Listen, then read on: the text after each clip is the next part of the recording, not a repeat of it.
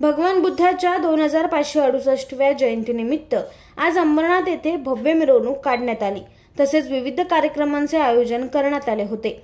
समाज प्रबोधनपर व्याख्यान जगदीश ओहोळ, जग बदलणारा बाप माणूस या पुस्तकाचे लेखक यांनी बौद्ध बांधवांना संबोधित केले. जीवन गौरव पुरस्कार 2024 रिपब्लिकन पार्टी ऑफ इंडिया सेक्युलरचे अध्यक्ष श्यामदादा गायकवाड, ज्येष्ठ सामाजिक कार्यकर्ते सुधाकर बर्वे यांना जीवन गौरव पुरस्काराने गौरवण्यात आलं.